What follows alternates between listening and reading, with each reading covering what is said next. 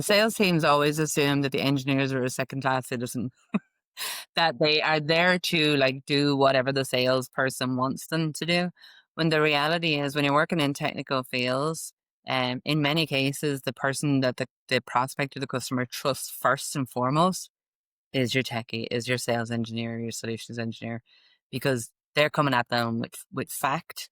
And often they're coming at them where it doesn't feel like they have an ulterior motive. People want to feel like they can have the same level of achievement. I mean, like, for example, in Tynes, we've got two co-founders, right? And you will find them in the office.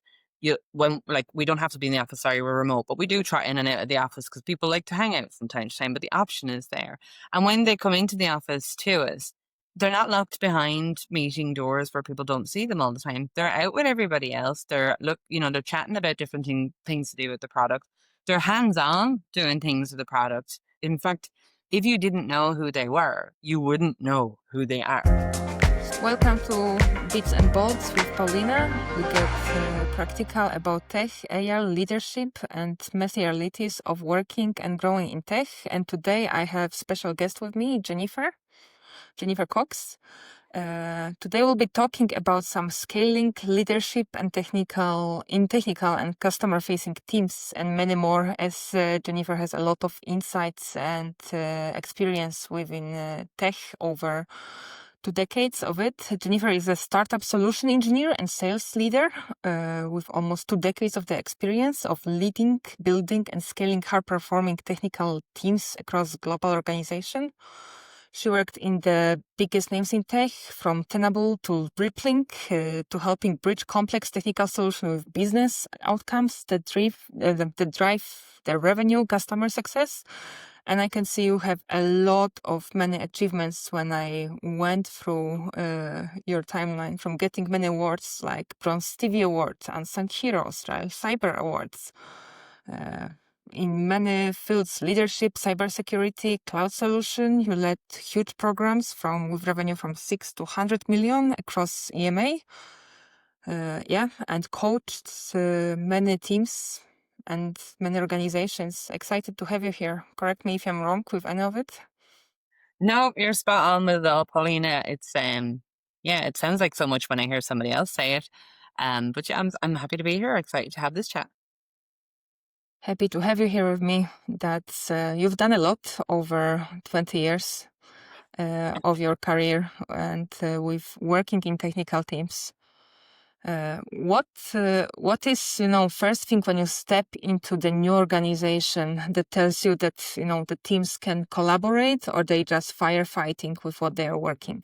I think it's actually really easy to tell that within the first few days of working with an organization, because for me, when you reach out to other team members, other leaders across the company, and how they respond says a lot about it, the collaboration efforts. People generally, if you're in a company where there's any toxicity or there's any lack of collaboration, you'll read it, even with the best false intentions of people saying, welcome to the company and whatnot. You'll just know by the time they respond and by the kind of things that they offer you, whether it's going to work or not. I've been lucky in that the places that I've gone to work with, they generally are, cooperative, and I've moved work in science automation now, and probably one of the most collaborative groups of people that I've ever worked with, regardless of what part of the company that you're in. So to me, and you can learn that before you start with a company too. To me, it's that kind of everybody feels like they can make an equal contribution to the the changes and the scalability of the company, regardless of the role that they're playing. Every role is important, and getting a sense of that through different people that you speak to is huge. And for me, um, not just talking to people that are at the same level as me or up the chain from me. Like, I want to talk to everybody, because that's the best view you can get. It's such the best overall coverage. And what can often happen then there is that you'll identify that different parts of the company might be more communicative than others, or things like that. So, I think if you're coming in a leadership role, you need to not just focus on your team and exclusively what you can do. It's never an isolated role. You need to see how everybody else is managing, and if there's another team somewhere that's drowning or overwhelmed, or a leader who's struggling, that's going to have a knock-on effect to my team and other teams too. So it's good to be able to identify that and see where I can help. Yeah, so it's a moving organization. You have people, besides our work processes, tool set, and what we are working with. It's, the human aspect, which I also personally, by working, across different organizations with different customers, that this is the most important. And if it's toxic, it's not worth it. Leave. If you're not able to, resolve it, leave and go somewhere else. It's not worth it. There's so many organizations which can help you. But have you Yeah. had a case where people were scared of selling how the situation really looks like? Yeah. And I think that it's my role to get in and show them that I'm someone that can be trusted. So for me, a lot of that, you can't just do that on day one. And sometimes you can be lucky. It'll take a couple of weeks. Other times it can take months. It could take years before you'll build trust with those people. And I like to be pretty transparent. And I think if you have a poke around my LinkedIn profiles, you get a pretty good idea of what I'm like and what I stand for. And what I've learned over the last few years is that became really important to future teams that I worked with and future, prospects, customers, collaborators, whoever it was. Because once they saw a consistency in my approach there, that was more than just a business approach. Like I'll talk about all sorts of things on it so people can get a sense of what I'm like. It's intentional because I want them to be able to go, okay, I've had a look and I think I have an idea of her. Let's see if she's like that then when I meet her. And hopefully, I like to think I'm pretty consistent in person as well. So it makes it easier for people. But I think when you come to build trust with people, you have to be prepared to be vulnerable as well. You have to be prepared to talk about the challenges that you have. You have to be prepared to, identify where there's things that you're not as good and call them out and ask for help with those things no matter who you're asking, whether it's people in your team or people that are managing you. And I think vulnerability is the fastest way to getting that trust. And also, there's different parts, like there's standard company things that you're going to want to do, building the company, scaling out the business, building new processes, all of that kind of tick box stuff that you can do. But when you're trying to either rebuild or start a culture in a company, you have to be prepared to think outside of what you think is the greatest thing to build. Like my perfect day, my perfect setup, could be wildly different to somebody else in the team. And I like to always approach it like I'm learning all the time. If I met somebody that looked the very same as me, was the same age, with the same background, the same children, and all the different things like that, I'd still be wrong to assume that that person would have the same opinions as I would. Um, the more I learn and the more time I spend around different people, the more I learn, the more so, I'm forever learning. I like to think I'll never get to a point where I'll be able to say, like, I know everything. Because I swear every time I learn something new, I just learned that there's more things that I don't know. So when it comes to getting trust from people, there's a balance as a leader between being showing leadership skills and showing that you've got experience and capability and to make decisions and take challenges on board. But you have to be able to show a certain level of vulnerability for them to really feel like they can trust you because you're showing them that you trust them as well. And for some people that's difficult. I used to find it difficult. Not so much anymore because I understand now how important it is, and how effective it is. So I lean into it even when it feels uncomfortable. I lean into it because I know that it works. Yeah, I think when you show you're a human, people can relate to you much more. And when they can see, oh, you're not a robot, you can actually understand them. I struggle with mental health for many years. And when I shared it publicly, a lot of people are like, oh, you're so brave. I'm like, no, it's just normal human being stuff. And it's the same, as my customers or before my bosses, or is it both from customer side, see me as a human because I deliver, but I also sometimes I used to struggle with mental health struggles, and that makes me more, as you mentioned, that builds the trust as well because I'm sharing my, that I'm not perfect, that I'm not always delivering, Yeah. that there are also downsides of it. Yeah. And I like to think now that certainly we talk about these generational differences and, I lean into some of it. I mean, obviously everybody has the opportunity to be different to everybody else, but when we're looking at typical generational behaviors and traits, like when we look at, I'm a Gen Xer, am I? Yeah, I am. I have my closest sister is a millennial, and then my kids are obviously Gen Zers, but my kids just it's par for the course for them to take into account somebody's cultural differences, their relationship differences, their belief differences, whatever it is. They're just like, okay, well, you know, that's good. I know that. And then they move on. There's no judgment, no fear of asking, no, awkwardness around any of those conversations. They're like, okay, well, this person is their whole own person. And I'd like to know more about them. And there's things I can learn and there's things I can bring to the table. Whereas my generation is probably, I mean, we talk about being ignored, but we were much more locked into how you were supposed to behave and how, like, take even work, for example. You were supposed to turn up to work suited and booted. You're supposed to bow down to anyone that was up the chain to you, really. You didn't interrupt their time. If they spoke to you, you were supposed to be like, super formal and be very aware of how important their time was. I'm not saying people's time isn't important, but what I'm saying is they're still a human being, the same as me and the same as somebody who opens the doors in the morning. It doesn't matter. And if we're all respecting each other as a human being, we're going to get so much more work done. And I always think if you've got somebody who's running a company and they're not willing to speak to the frontline people, then they're limiting the growth of their own company by doing that.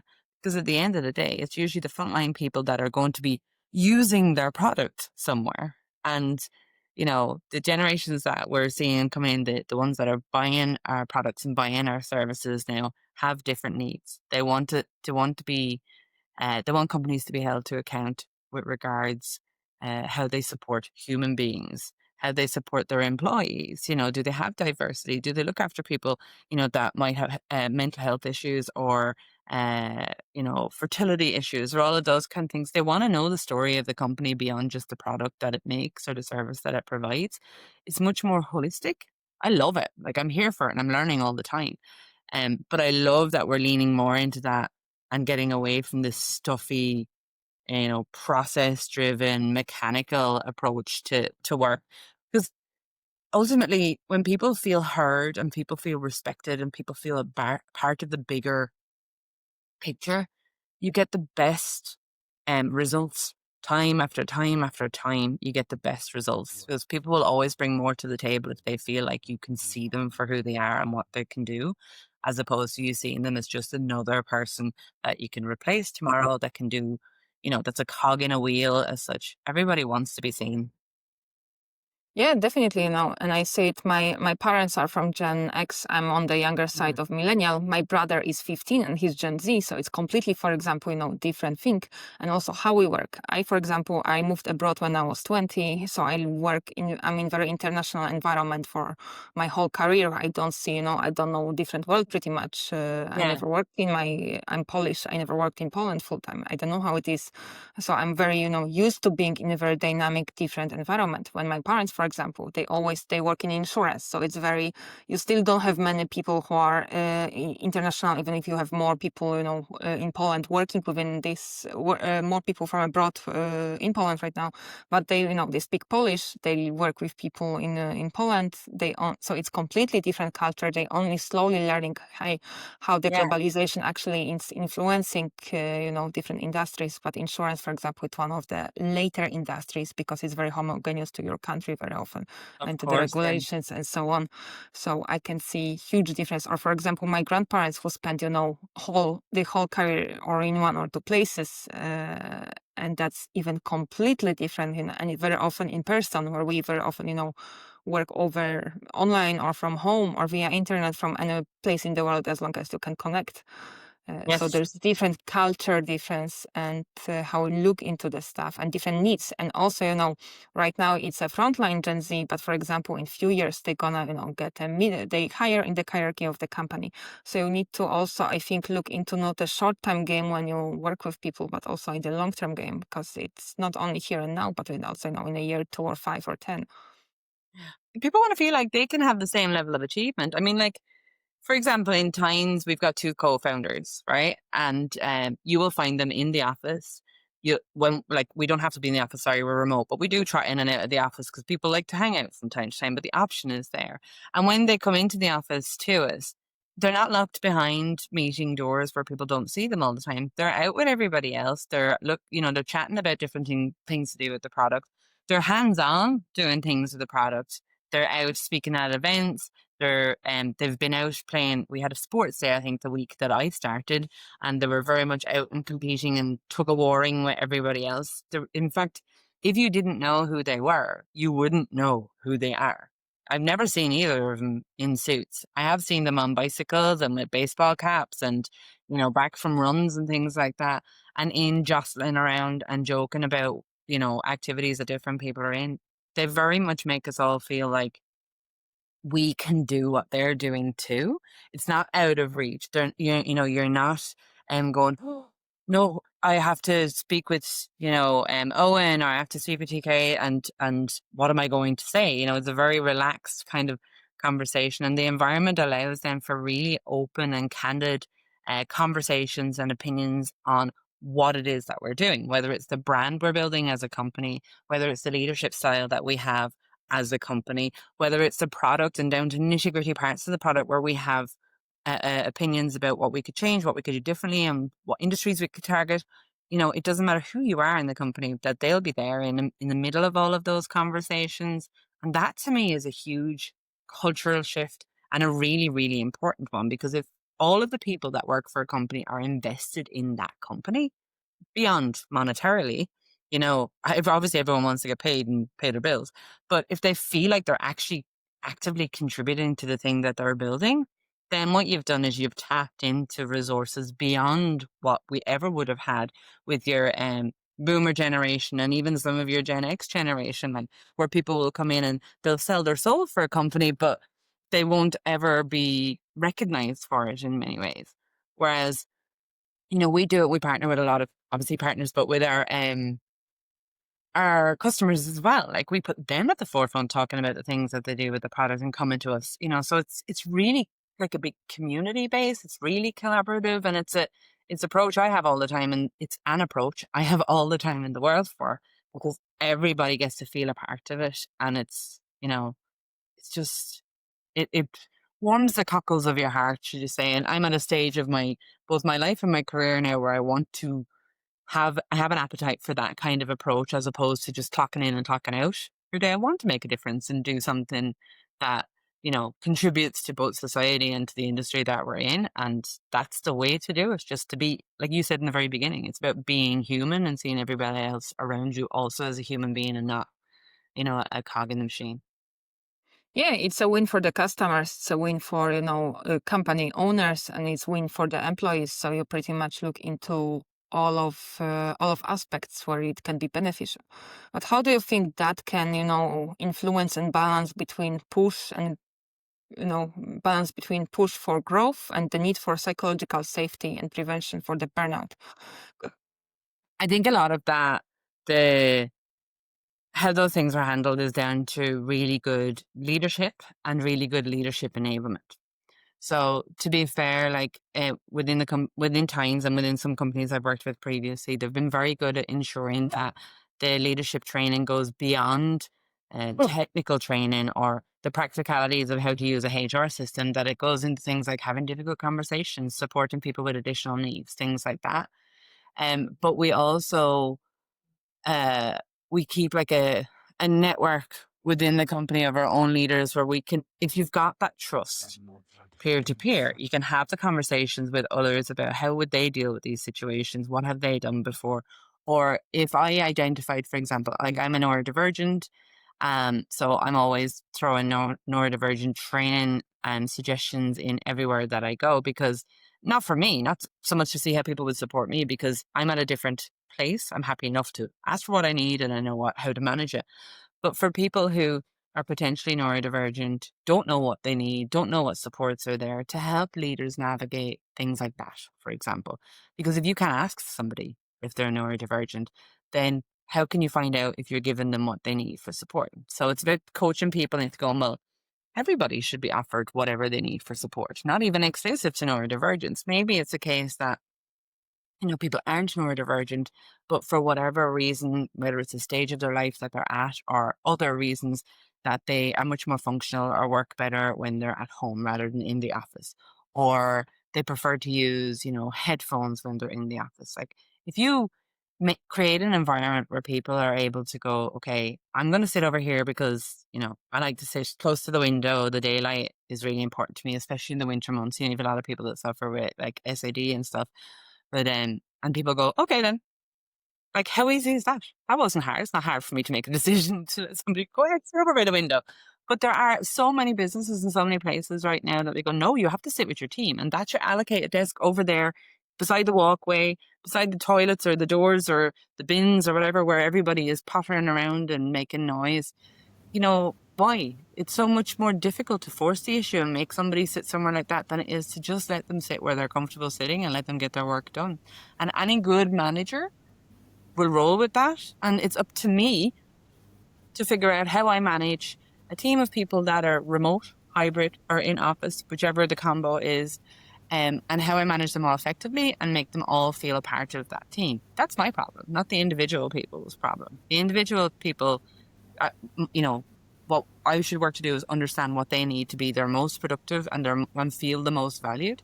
And if I can identify that, which I always love it, it's like a game to me. I'm like, okay, my goal now is to figure out how these people tick and how to help them get to whatever their ultimate goal is. If I can do that and figure it out, whether it's a tiny thing like sitting at a different desk somewhere, or it's a bigger thing like they want lots of help with coaching in particular skills, then, that's my role to do that and support them with that in a way that's not destructive to anybody else in the team, and then figure out how to marry all of those things together so everybody feels inclusive. What kills me often with these things is that, there's lots of other companies, like I have 5 siblings, so I'm used to listening to lots of stories from other companies that they work in. But, we hear things like where they won't allow somebody a different chair when they've got, you know, I don't know what their needs would be, or that they want to sit somewhere differently, or that they would prefer to be in the office more days because they've got, I don't know, dogs at home and they're distracting. I'm saying that looking at mine who's asleep on the floor. But, everybody has different circumstances. And to force an issue with somebody, then you're immediately saying to them that you're not as important as the thing we're creating, whatever that thing is. And people don't respond well to that, you know? And it's not difficult as a leader within your scope of control. There's actually a lot of things that you can do without having to look for, I'm not looking for a new building or millions in more budget or, extra transport or travel or fancy new kit. In many cases, it's just something as simple as allowing people to wear a headset when they're working away at their desk, and listen to music for themselves. So yeah, I think adapting to that kind of stuff, it's often considered the individual's problem when it's not. It's the company and the leaders' problem. They're the ones. That's why we're in these roles. Is not just to, push chess pieces around a page. It's to figure out how we can make them feel valued and how we can help them get the most out of themselves. And then a byproduct is that we also get the most out of them too. But when people realize they can do so much more than they think they can do, it's just so much fun. So much fun to watch that, to watch people realize that and see the trajectory change. Yeah, so if you create environment for the people when they can thrive and they can see they are thriving and believing in themselves, they're gonna, give you back with even more than they would normally do. And it's Yeah. small stuff, like as you say, it's headphones or now neuroderived or way of working. For example, Yeah. I have ADHD. I like to do a lot of stuff in between. I'm very, very hard time to focus on only one thing. I work, for example, better if I have at least two things because I can switch or something, or Yeah. have how much light you can have. For example, I had surgery, a few years back for the eyes. I have eyes light sensitivity. So when I still used to work in corporate, I asked if I can get rid of the, the heavy. You have very strong Yeah. lights in the office very often. So I asked if I can turn it off. And they were, because you have, one switch for the whole open space, and we just pull out the, light bulb. No issue, small thing. Make Yeah. it, and it's such a big difference when you allow stuff like this. Yeah. And I'm sure you felt heard then when they did that. Like you're going, well, they've come up with a solution. I don't want everyone to sit in the dark either, but this is uncomfortable for me. And at least to me, like the fact that you even raise it tells me there's a certain level of comfort within the company, because there's a lot of companies where people won't even bring it up because they just don't feel like it's going to be heard, or they've listened to instances where it's not been heard. And, it just seems so easy to me, looking at it. Most of these things are so easy to approach and so easy to be effective, and they're not expensive to be effective in general cases too. So why don't we just do it? And one thing I've heard is I speak to a lot of different leaders in different companies and different industries and stuff too. So it's not even specific to one, but where they'll say, "But if I give it to Paulina, then I have to give it to everybody else." And I'm like, "So give it to everybody else? Like, what's the big deal? Like, if it's noise, let's say you like those Loops earbuds, that you can put in to block out all of Yeah. the background noise. Let's say that's something that you ask for, and the company say, well, if I give it to Pauline, I have to give it to everybody else. And there's 30 people that are in the office, right? So yeah, now you offer them to everybody else. Whoever wants them can have them, and you give them to everybody there. You've spent a bit of money. It's not crazy money. It depends on the office, I suppose, what the crazy money is. But again, what you've done is you made them all feel comfortable with regards to saying what it is that they need. And then you're in that conversation about how they can make them more productive. And a lot of it's built, the undertone of it all here is you're seeing them as a human, and you're creating a loyalty, both you to them and them to you. And that breeds better work and, better returns and such then as well. For whatever you spent, a couple of €100, that's super cheap to make your employees feel valued. Super, super cheap in the scheme of things. Yeah, your ROI usually gonna be much more because they can, when they can focus, they actually gonna, give you back much more work, much better effects, and you just spend few €100. And you Exactly. also, one thing is, spending few €100, but another thing you make them hurt. You build the relationship with them, so they can trust you more. They feel more hurt. So it's stuff which you don't always can measure directly. What is the return here? Yeah. And if you buy pizza in the office so people can stay late and do some extra hours, that's going to cost you a couple of €100. And most people are not going to want to anyway. They'd rather be heard. People would rather be heard and feel valued above anything else. Yeah, exactly.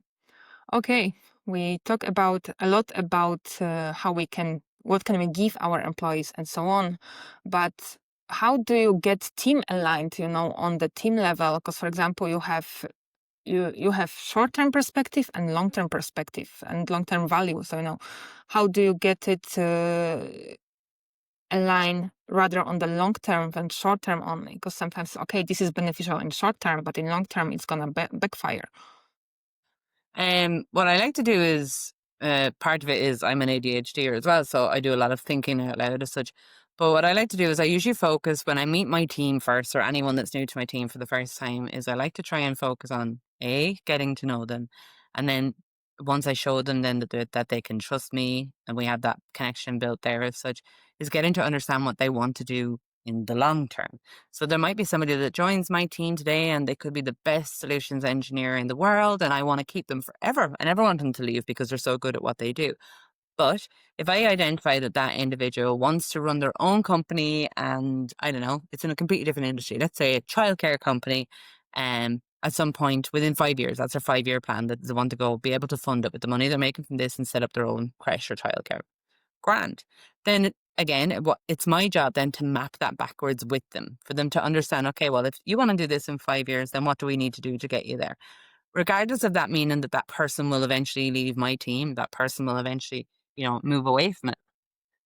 By investing in their dream with them, and mapping it backwards, what I can do then from there is I can identify, they're going to need leadership skills. They're going to need business skills and planning skills. They're going to need to be really, well up on things like compliance and insurance and all of that nitty gritty paperwork stuff. So then I take those skills and I go, okay, how does this fit into what I need them to do all of the time as well? And I help them to get those transferable skills, as we will call it, within the role that they're in with me now. So by being a good solutions engineer and focusing on things, maybe I'll, put them in charge of some projects around compliance. It's different kinds of compliance, but once they become familiar with spending their time in the detail, then when they go to set up their own business, they're going to be better able to look into legal documents, look into compliance documents, and know how to organize that data or even automate a lot of it to be able to make life easier for themselves and focus on the child minding part of creche, right? So then I focus on their leadership skills, because if they're going to run their own business, they're going to need to know how to manage people and understand things like that. So I get them involved in projects in-house where they will be managing teams. And not as a manager role, but managing projects. And with that, you're usually managing the contributions from different people. I'll spend some time working with them in like a mentoring relationship so that they can understand, okay, if you're having challenges with people that are not motivated in your team or not doing the work that they're supposed to do within the time they're supposed to, then, you know, help them understand how to handle that. And biggest challenge there being that if you're not in a leadership role, it's even harder to figure out how to handle that because you don't have what's deemed the authority to actually make any changes. But the reality is you don't have to be in a leadership role to be able to handle a situation like that. You just need some coaching on how to navigate those conversations. So now I've got an individual who, because I'm openly communicating with them from day one. When I say, I need you to get involved in this project, it's all about GDPR compliance and data. And they're going, I don't see how this gets me to my goal. But it's my job to explain to them that the skills that you're going to learn through doing this are going to benefit you in your role. They're going to help you thrive doing this job right now, but they're also going to give you skills that you can use further down the line that align to whatever it is that you do want to do. So I need to keep that open communication all the time. And then I do that for each person in my team. So if I've got five people in my team, the others might, and one might want to stay in a company forever. Another might want to continue in tech and become, better and more senior in a technical role. You'll also almost always get one who's like, I'm quite happy. I don't really want to change anything. I'm happy where I'm at. It's the life outside of work that I want to maintain. And as long as I'm doing my job, getting my increases and paying my bills, I'm good. That's not a negative either. Sometimes those ones are really good to have because then you've got a steady base while everybody else is moving around. So I've got these people then in my team that all have different goals. And like say, sorry now, No worries. I have animals myself, so let me just hush them up now. It's like, apologies. So, it's my job to figure out as a leader how to feed all of those appetites and how to make sure they can see the long-term goal for their journey then too. And, you know, and then build that into the business needs then as well. So with that example of the person that, wants to set up childcare, I don't know why that's the first thing I thought of, but I can see many places that I can map that to their day-to-day role. So they're still being successful. They're still going to get their increases and possibly their promotions and stuff whilst they're getting to that goal. And if I can get the individual to see that, that's the secret sauce as such, because they're going to feel like I'm invested in them, not just their role in the company. And to me, that's where where the magic happens as such. Like, it's one of my favorite things to do is to understand what their long-term goals are and help them do that. yeah. So you're reverse engineering where they're gonna get and showing them how short steps can get them there and understand and show them that okay, this is maybe not what you think it's beneficial, but in long term, that's gonna learn you the skill or teach you the skill which you actually need to being able to get where you want. Exactly. And I mean, there's so many different ways it can be done within any job. I mean, I'm making it sound really easy, because it is. But in any job, it doesn't matter what industry. Like, obviously, I work in the tech industry, and we're putting solutions in for people to make life easier and give them more time. But what you can do even there is, like, with regards to the customers that they're working with, they can learn a lot about the industry and the business that they're working with. Customers, say, on the in the education sector or in the enablement sector and stuff too. It's not an exact match, but, or let's say healthcare, where they've got lots more kind of data regulations and stuff. Whilst it's not an exact match, it'll have a lot of overlapping similarities. Now, this was not something that I like woke up one morning and was like, I'm going to be really good at this. It took ages to figure out how to do it. And the beginnings of that were me understanding what the hell I wanted to do, and then trying to figure out how to map what I wanted to do to my work, so that I always call it double jobbing. So I'm always doing my job, but I'm figuring out where I can overlap it as much as possible that'll get me towards whatever the next thing is that I want to do. And when I kind of figured it out for me, and then I started doing some mentoring when COVID happened. And in that, then I learned, or coaching, I suppose it really was. I learned how to apply that to other people from different backgrounds, people with different skill sets, people in different industries. And I got better at doing it because I think my mentoring's probably been somewhere between about 170 people or so that I've mentored since 2019. Because every single one that I do, I find something new that I can learn with regards helping them to map to wherever it is that they want to go and build the skills that they need in order to get there. That was the most valuable thing I ever did before I became a leader. Because then when I became a leader, I was used to having really transparent and open conversations with people about where they wanted to go. Because those people weren't my team members and they weren't afraid to tell me what they wanted. You know what I mean?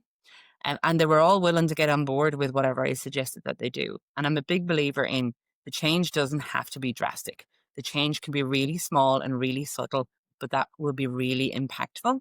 So if you've got somebody, that's got a family at home, a very busy work in life, and a dream to do something specific, and they think they can't make it work with all of those things, it can be done. You just make smaller steps and smaller changes in order to do it.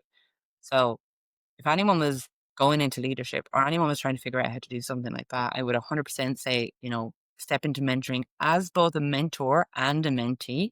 There's so much to be learned on both sides of it. And for me, that was where I figured out how to put all the pieces together. And I still love to do that with other people and help them figure out how to get where they want to go. Yeah, I couldn't agree more. And I think, the journey of being both mentor and the mentee never ends in life on the different aspects. One is, of Yes. course, technical work and so on, but also in personal life and so on. I always look for people who are, further than me in the particular aspects. And the same, even today, I'm going to start I'm taking part in the program where I'm going to mentor someone. Cool. And it goes both ways. I learn from others. And even when I mentor someone, as you mentioned, you always learn from each other in both ways. Doesn't Always. matter on which side you are. Yeah. What do you think about technical leadership? Because some people think that to being able to you need to be the smartest technical person in the room or the best communicator. You can't be both. Well, I think that's a lie. Let me just put that out. Me too, but it's very often misconception. I hear, you need to be, you need to be both to be the leader. I think it depends. Like obviously in the technical sector, I think it helps if you're leading technical people, it helps that you've either been technical or can understand technical language to be able to do it. Because if your team are coming to you and they're frustrated with something on the technical side. So obviously my team work a lot with prospective customers and the product both as it is and anything that's coming down the line with the product. So they're going to come across some challenges here, there, and everywhere, or looking for changes to be made and figuring out how to pitch it. I need to be able to understand what the win is here. I'm lucky because I work with solutions engineers and it's their job to explain to customers in multi different ways, whatever way makes it land. So I can ask them to try me again in a different way if I don't understand something, to come at it from a different angle so that I do understand it. But then also I have 20 years in tech, so I generally do understand it and I've been a practitioner and such too.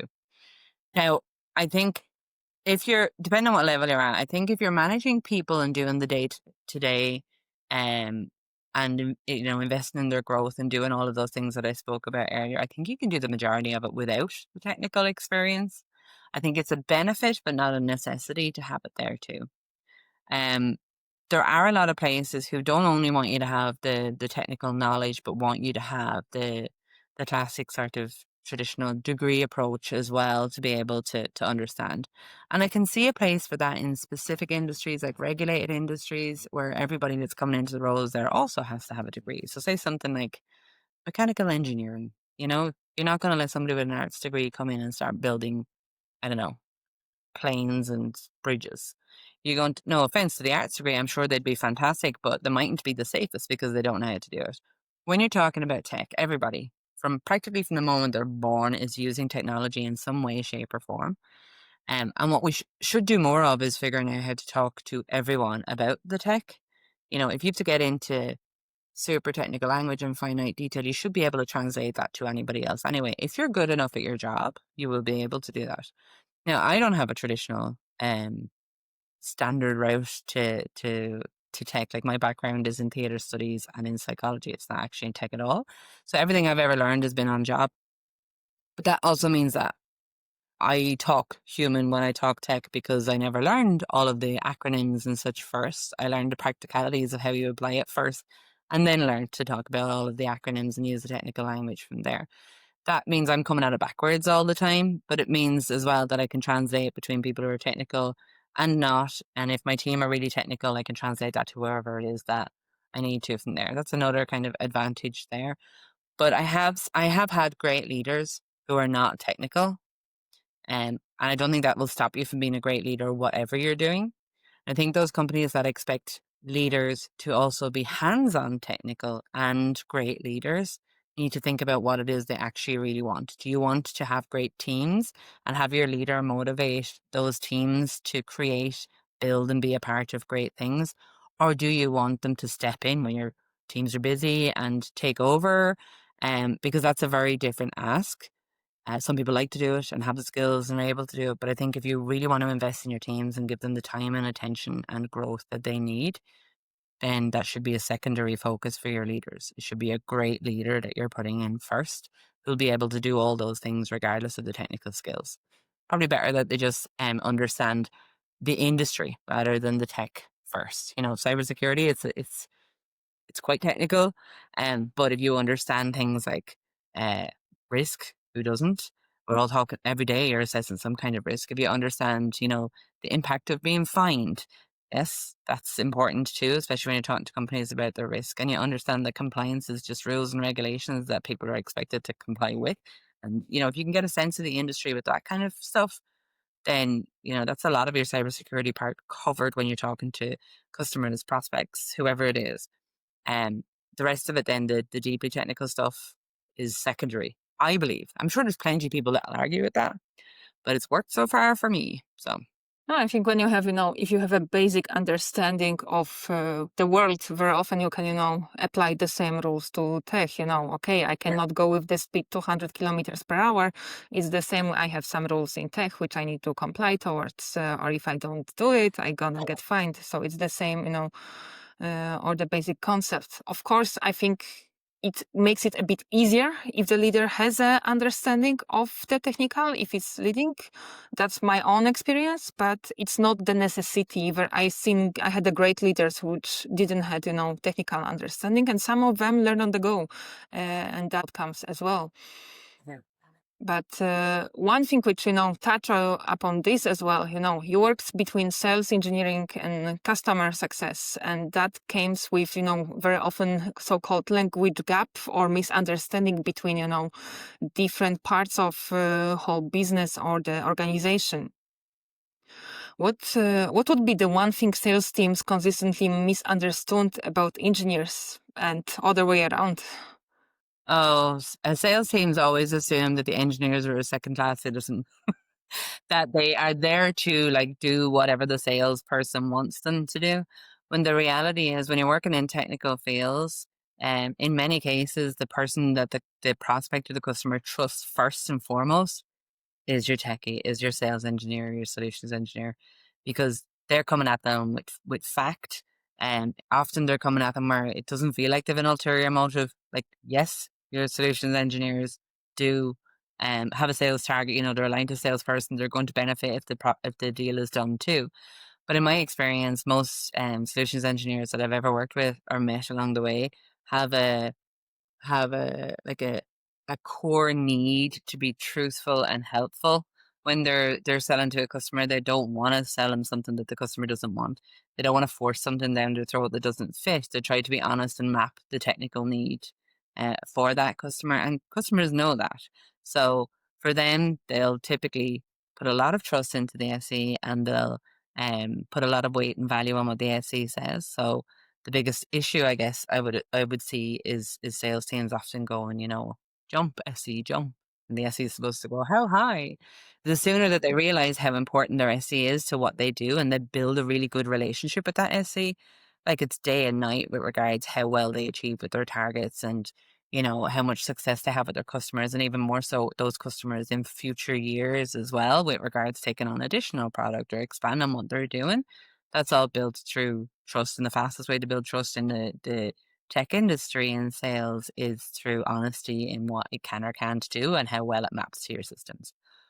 I think you asked me a second part to that too. Sorry, I went straight into one part of Yeah, it. other way around, both ways. Sales to engineers and engineers to Oh yeah. sales. So, Um, I think I think it's the same thing the other way around. Like, so with sales engineers and salespeople, there's a tendency often on the sales engineer side to assume that the salesperson is close the deal before anything else. And they do exist, not gonna lie. but they also exist as ones that do actually care about what the customer wants and wanting to build a relationship. The best salespeople are the ones that focus on their customer, not just their customer's technical needs and how much budget they have, but on making their life easier and, building that relationship around understanding their business. You'll get a lot of places or people who are trying to sell products and they'll get in telling you what they think you need, where if they actually stop for a few minutes to talk to you about like what does your current experience look like and how much of your job is like painful or causing you hassle, like where are the issues, what's the problem, and take time listening to that and how the business works and why it's a problem. Like that's really where you're going to get all the information that you need, rather than coming in going, oh, I've seen this, here's Paulina and I know she definitely needs, I don't know, a cloud security system. So I'm going to tell her what she needs and why she doesn't need our competitors. But maybe you should just say to Paulina, like, are you using cloud products, Paulina? Do you like them? Or do you find them easy to use? Are you spending much time doing it? And why is it so difficult? And then you go, oh, this part of the company is making it a nightmare for me. I can't get access to stuff unless I jump through 50 hoops to do it. And you're like, okay, well, now I understand some more about your process and I can help you. I can take my product and I can say, here's how it makes it easier to do those things. So, my focus should be on what Paulina is telling me about her business and how it works and making life easier, not just giving great, shiny, fancy product. It's about how you make everything easier. If you make Paulina's life easier, then she's happier and she can put time into other things, which means that that's growing different parts of the company, different parts of the business, and it's got its own returns. Like, so yeah, it's that the tendency we definitely, whether we like it or not, and many sales engineers will deny it, but we do have a tendency to think that the AE is like must close the deal before anything else. But in fact, a lot of them do. The best ones do really care about the actual customer as well. Yeah, and it's also, the business value. And I think it's kind of, some people don't understand that it's kind of symbiosis. Like we need sales to being able to, get funds for our work, to being able to do what engineers do.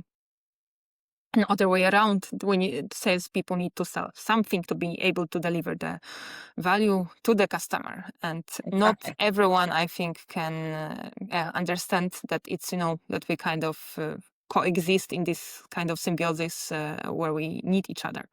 I agree. I agree. You work with many high-level clients from Siemens, Rolls-Royce, Sanofi, BT Group. When you're pitching or supporting customers on such a high level, how do you establish credibility quickly without overwhelming them? There's a couple of different ways you can do it. So it's understanding the individuals themselves and the roles that they're in that we're going to meet. I've gone in front of panels that are of as much as maybe 12 people on them with various different roles and titles or individual people. So just taking time to understand who it is that you're meeting, not being intimidated by the brand or the company that you're meeting, understanding what their roles involve and their relationships to each other within the company, then there too. Um, and then bring in your best player to that. Like I could be like the most highly accredited, award-winning, whatever the hell, doesn't matter.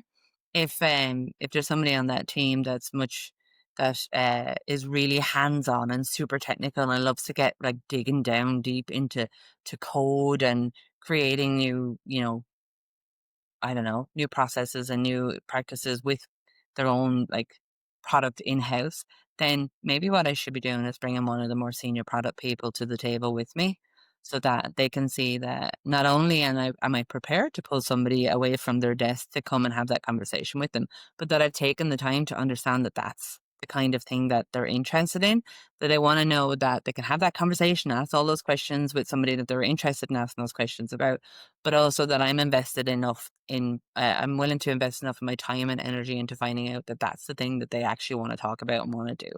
And some of that then stems back to understanding their business again. Like if you understand the person and understand that their business needs in there, you might find that, yes, you're talking to a CISO and everybody, I'm sure anywhere in the world, you can find a quick script on what's important to CISOs. But every CISO actually has something that's slightly more important to them than something else. And if you can find that, it could be that they go, okay, yes, I'm the CISO, but I have this right-hand person here who actually is the one that makes the decisions about what we buy and what we don't. So you need to make sure that they like it. And that person is super focused on I know, vulnerability scanning. So then you're actually building your relationship with that person. So a lot of it is just we're back again to understanding the human and understanding the business side. But you have to adapt your sales processes to that. I think always coming in with the same blanket approach when you're looking at strategic and enterprise customers and going, okay, here's how we're going to do it. We do, we have these amount of meetings and then we have these demos and then we have these POVs and stuff and then we come out. That's great as an outline, but it may well be a case that you have to do less of them or more of them or with different people or come at it backwards. But you need to spend the time understanding uh, the individuals that you're expecting to work with and their relationships with their peers then too. So we're back to puzzles again. Like if you spend time doing that, you start to learn where the power actually is within the company. It's not always where you think it is. Like, yes, CISOs will hold budgets and CIOs will hold budgets. And yes, they'll be able to make decisions on things, but more often than not, I'd often find that they will have a peer that they'll actually bring in to help make that decision, or they will empower other people in their team to ultimately decide what tool they're going to go with. They'll sign off on it, but they're not deciding on the tool because they're not using the tool. They just want to know the results and know that it's going to give them what they need at the end of the day. And Joe Blogs at the front line is the one who's actually going to use it and be able to tell them if it's good enough. So, research all the way. Yeah, so they want to get, they want to get their problem solved and they want to be heard. So it's hard to being able, So again, we're going back to basics, human level, and okay, what's your problem on the particular level for the organization in the business and for the particular person as in this role. Question: do you need to finish sharp too, or do you have a few minutes more? I have a Sharp. meeting in Okay. 5. Yeah. Yeah. Okay. Let's wrap up. Do you have any? So last question and fire round, and then we finish. Perfect. What we have AI everywhere right now. What do you think it's? What does it have influence for the leadership in moving forward? And right now also. With regards impact on our roles and such, I think it can. I think leadership is primarily human, and AI is never going to be human, so that's going to be a challenge for it to begin with. I think there's a place for AI, absolutely. When it comes to certainly on the automation side, there's a lot of things that when you combine AI and automation, it's going to make life a hell of a lot easier for you. But for the most part, I think the biggest challenges you'll have on the leadership side is helping your teams and prospects and all of that understand AI. And what I mean by that is not technically understand it. I mean, understand that it can be a support to what it is that you're trying to do all the time, but also to be duly cautious about what that means. What are you using? Where is the data hosted? Who's responsible for the data? Who owns the data? When you've got ideas about how something can be effective, make sure that that's all being vetted and shared with everybody else because the tools are fantastic and there's lots and lots that can be done. And I think the biggest challenge that people have is and don't know they have it, is understanding and appreciating the impact of those tools being used ignorantly, when you don't understand where the data is going or what it's being used for. So it's an education on that side of it. And a lot of teams will follow their leaders' lead. Like if I go, oh, I hate AI, I don't have anything to do with it, I don't trust it, I don't whatever, my team are not going to, even if they love it, they're not going to feel terribly comfortable having that conversation with me. I need to be open to all of the things it can do. And I love it. I think it's great. I think there's, so much benefit. It's going to let me do the creative things and get involved in all of the more human things, then win-win, Let it do all of the grunt work and the automation. So I think the biggest role that as a leader I would have with that is more about the adoption and the taking away the fear for everybody else. Yeah, so how, allow people AI to enable us and use it smart way and teach people that they can talk about it openly. Yeah. Okay. With lack of time, we're gonna end as we had a great conversation. Just few fast questions, if you can, answer with the first thing which come to mind. Sales or engineering mindset? Engineering mindset. Empathy or efficiency? Empathy. Remote or hybrid collaboration? Hybrid. Better to over-communicate or under-promise? Over-communicate. One phrase every leader should delete from their one-to-ones. One week, sorry? One phrase every leader should delete from their one-to-ones. Oh, I have no idea because yeah, I'm because I like to think that I approach all my one-to-ones with starting with how are you and then ending with what can I do for you. And like I don't want don't want to take those away. I like to think I've removed as many of the unhelpful ones as possible. I guess it's what can you do for me, probably, because that does still get used by people. Like what are you Yeah. doing to prove your worth? So, The sorry, that wasn't hardest, a short answer. yeah, sorry. It happens as well. The hardest part of scaling teams fast, Getting people's buy-in. definitely. And one thing to close with, where can we, when people can find you and your work to follow more of your insights or join your work? No worries. So I use almost all social media, but I think the one that gets most of that pulled together is my LinkedIn. So I'm under it's like Jeinnifer M Cox on LinkedIn, and that covers everything from a podcast to any posts that I do anywhere else. So it's easy enough to find me there, and I'm pretty responsive. Great. Thank you for the conversation and follow Jeinnifer. Thanks, Paulina. So lovely to be here. That's it for today's edition of the Bits and Bolts with Paulina. Did you like what you heard? Of course you do. Tell your friends.